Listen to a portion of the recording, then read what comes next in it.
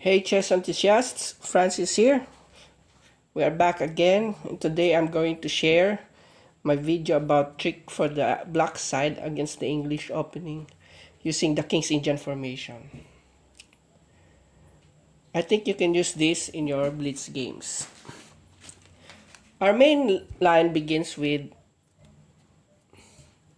c4, knight to f6, knight to c3, g6, g3, bishop g7, bishop g2, castle, d4, d6, so the King's Indian formation, knight to f3, and here we are going to use the c5 line.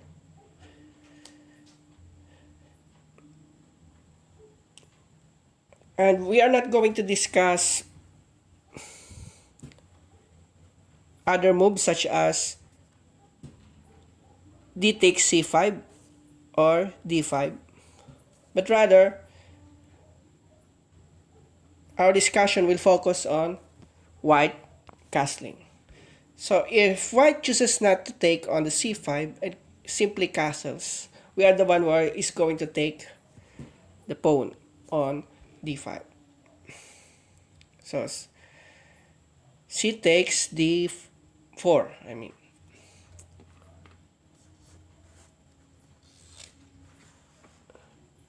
So after knight takes d4, here's our opening surprise. Queen to a5. So queen to a5, our opening surprise will work only with two moves. With white's two moves. Queen to d3 or rook to b1. Any other move, you have to study on your own. So after queen to d3, our trick is knight to c6. We are going to tempt white on taking on our knight on c6 with a free pawn. But as compensation, we will have, aside from our preparation, an attack. So after knight takes c6,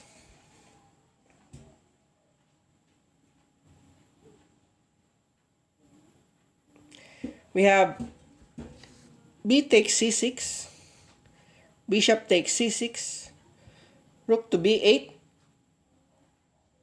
avoiding the threat by the bishop, bishop to g2. Here we move to our bishop to f5. So white may parry using e4, or he may avoid the threat and move his queen to d2. If he covers with e4, we retreat our bishop to e6, threatening the c4 pawn. Move may continue, queen to e2, rook f to c8, knight to d5, knight takes d5. Here, if it is e takes d5, simply move our bishop to f5.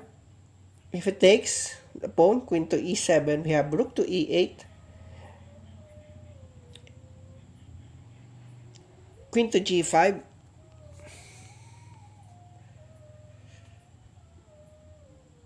bishop to d3, and the c5 pawn will fall.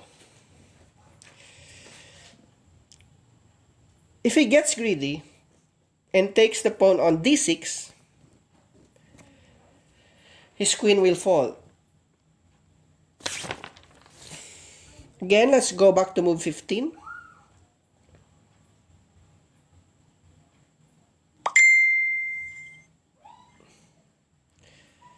If he takes with the d pawn instead of the e pawn,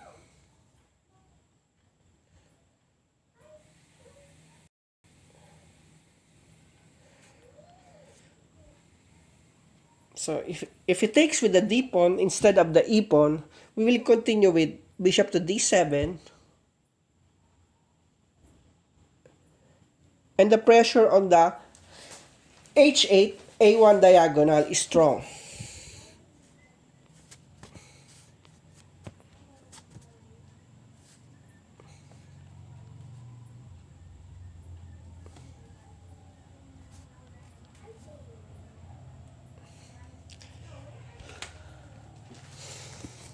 So, his safest continuation is rook to d1. And here we have bishop to a4. Queen to e1. Queen takes e1. Rook takes e1. Here. Go back to move 12. Move 12.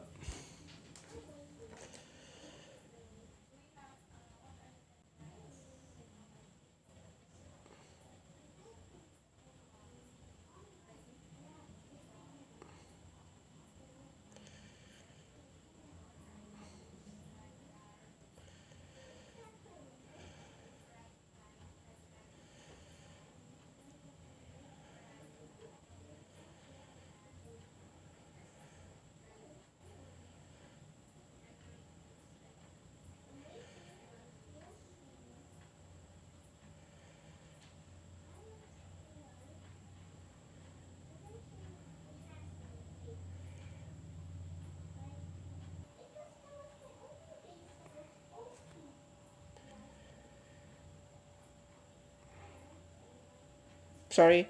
If he moves his queen to d2, we move with queen to e5. Play may continue. Rook to e1. Rook f to c8. And after e4, we have bishop to e6. And after knight to d5, we have rook takes c5. If he moves with b3, we continue with knight takes e4. Play may continue. Rook takes e4. Queen takes c3. And black is doing very well here. So that's it with move queen to e3.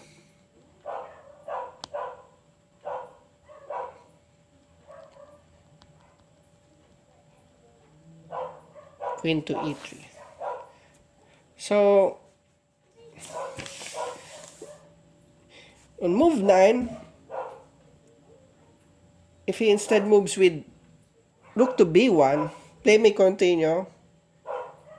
Knight takes c6 again. Knight to c6 again. Tempting white to capture on our knight on c6 with a free pawn.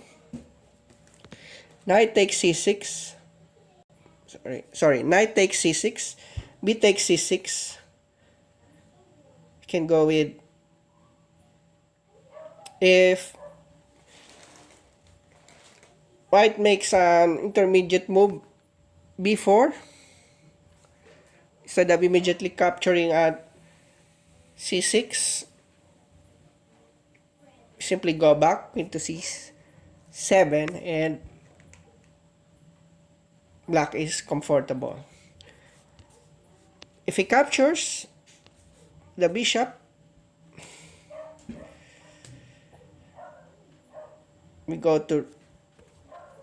move our rook to b1, b8. We move our rook to b8. After the bishop retreats, we have bishop to f4, bishop f5. After recovers with e4, we have bishop to e6. Play may continue queen to d3, knight to d7, knight to d5, bishop takes d5, and any recapture will be fine as the pawn on h2 is hanging.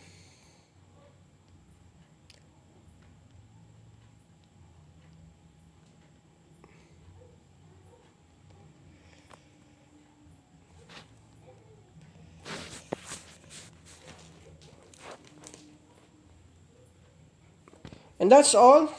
Well, just a reminder, this is for beginners and intermediate players. Expect only to have a decent game against well-prepared masters, as the middle game is almost always won by stronger players. But good luck. Keep on winning.